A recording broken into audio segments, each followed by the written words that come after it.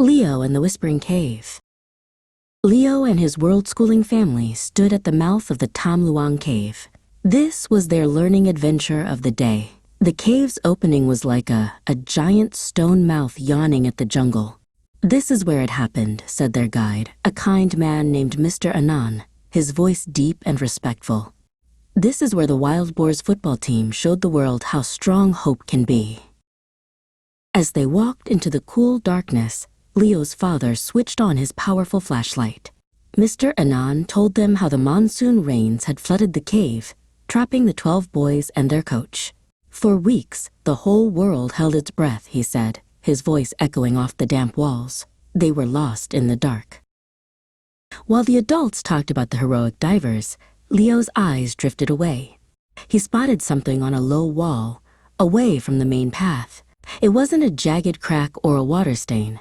It was a smooth, swirling symbol, faint and ancient, that seemed to pulse with a soft inner light. "Leo, stay with the group," his mom called, her voice warm but firm. "I am," he called back. Curiosity tingling in his fingers, he followed the wall. He found another symbol, and then another, leading him toward a narrow, uninviting crack in the rock. A low, gentle hum, like a sleeping cat's purr, seemed to be coming from inside.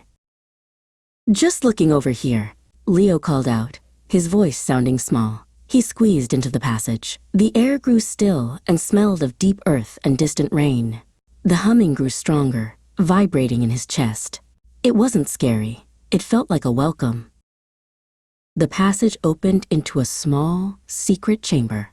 The walls were covered in the glowing symbols, and in the center of the room, the air shimmered and twisted like a mirage. It was a doorway made of light, a silent, swirling portal. Leo didn't touch it. He just held out his hand to feel its warmth. A big thought filled his 7-year-old mind.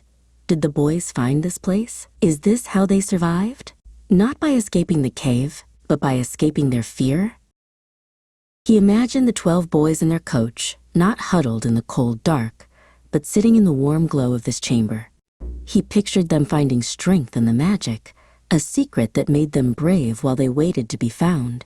The portal wasn't an exit, he realized. It was a sanctuary. "Leo, time to go." His father's voice boomed from the main cave. It was time to leave. Leo gave the portal a little nod, a silent promise to keep it secret. He turned and squeezed back through the passage, leaving the magic behind. "There you are. Find anything interesting?" his mother asked, ruffling his blonde hair. "Just rocks," Leo said with a secret smile. As they stepped out into the bright Thai sunshine, Leo knew he was taking more than just a memory from the cave. He was carrying a story within a story, a whisper of hope he would keep forever.